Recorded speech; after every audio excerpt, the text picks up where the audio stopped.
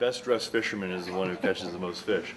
So, Or that's what they think. yeah, you gotta spend at least $300 on your outfit when you go fishing. But anyway, we're gonna talk about a couple things that have come along in recent years that kind of standard fare.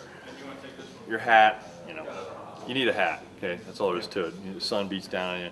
Sun protection is one of the most important things you have. Sunscreen, anything you have that protects you from the sun. Hats are going to be, of course, one of those chief and foremost. Wide brim hats, baseball type hats. And not only the hat will protect you from the sun, but it'll also take some of the glare off. If say you're in the river, like we were talking about, trout redfish fishing and everything, most of it's sight fishing. If you don't have a hat on or a visor, something like that, the glare from the sun is just hinders your That's a great point. I see. didn't think about that. But yeah, when you got the hat on, that's what it's doing. It's blocking the sun's rays coming down, so it takes that much glare away from your vision. Half of it. You're going to get half of it coming from the water as a reflection too. So that's why you need a really good set of sunglasses, which they're indisposable around here. I mean, you got to have a good pair of sunglasses. That's all there is to it. The better they are, the better you're going to, the happier you're going to be about it. Hat and sunglasses. If you go fishing, especially flats fishing, without a hat and sunglasses, I would say just stay home because I agree. You're going to be very miserable, and it's not going to work so well for you. I agree. One of those other things that's come along lately is these things called a buff.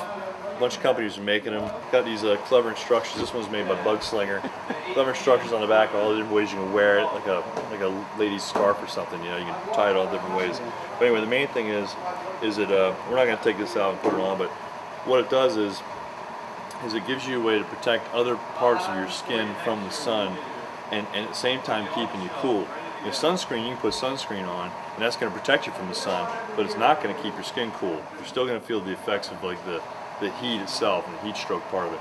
But a lot of times fabrics like this, these micro fabrics that wick away moisture, that are lightweight, breathable, those types of things, that helps protect your neck and your ears and the bottom of your face. A lot of times they'll wear them all the way up to their nose like this. All you'll see is a guy, is basically sunglasses. All you'll see. You see the hat, sunglasses, and then a buff that comes all the way down and protects all this part. And not only good thing to protect from the sun, but also real early in the morning, wind's not blowing. A lot of people wear them to protect them from the bugs. That's right. Sand fleas, mosquitoes.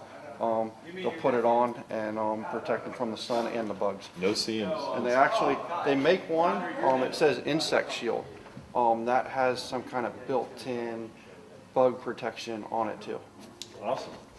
Same way we were talking about those fabrics, it goes right into the shirts. Now they're making all kinds of shirts out there. Long sleeve shirts like this. I always like wearing long sleeve shirts when I fish because it protects your arms from the sun. Otherwise, your arms end up looking like these arms here. So these long sleeve shirts are always going to be perfect. But instead of like your typical cotton long sleeve shirt, these are made with this these fabrics now that are they're mostly nylon, but they're woven in a way that they're very cool to wear even when it's super hot. So they're breathable. They're also wick away the moisture, which that removing the moisture from your skin actually cools you. Cooler. Keeps you cooler. That's actually an Ocean Tech shirt. Has SPF 50 built in, so you not only keep you cooler, but you also have that sun protection too. And another nice thing about it, like Ed was saying, if you were to get it wet, in 5 minutes it's dry. And that's right. On the other hand, like he was saying about the long sleeve shirts, a lot of people don't wear long sleeve shirts fishing because it's going to be much hotter. It's summertime. It's 90 degrees outside. If you get a material like that, it's actually cooler than a regular short sleeve shirt. You get the sun protection, and like you said, it wicks away all the moisture and stuff, and it keeps you a lot cooler than you would with just a regular shirt on. Right. I mean, and they're also making like standard shirts like this with this type of material now too. Now they've always had the vented shirts like this has a vent in the back. And that's to do the same kind of thing. It's to allow that air to move through to take the moisture away from you. But when they first started making these things, they were using cotton fabrics and nylon fabrics and stuff like that. Now they're starting to use some of this stuff too for these types of shirts. The cost tends to be a little higher, especially even for these shirts are a little higher. But like I said, you get 1 or 2 of these things, they hold up real well, numerous washings, things like that, easy to take care of, don't have to worry about, you know, throwing in the dryer. Yeah, they hold up very well.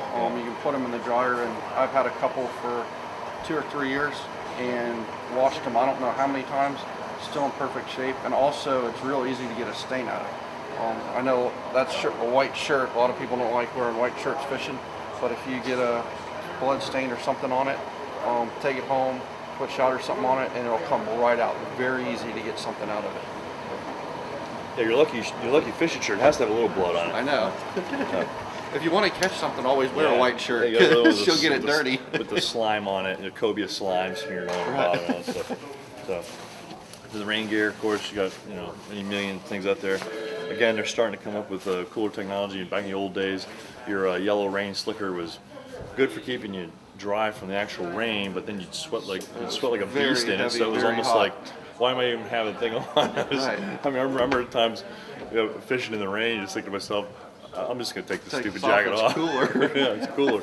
But it does protect you from the wind, even so. So that's one of those things that, especially if you're in a boat, you're going to be traveling long distance, you've been caught in rain already about 3 times a day, you're going to freeze to death by the time you get back to the ramp. But I think it gives us a pretty good start on our trip here. So we got the gear, now we're ready to go fishing.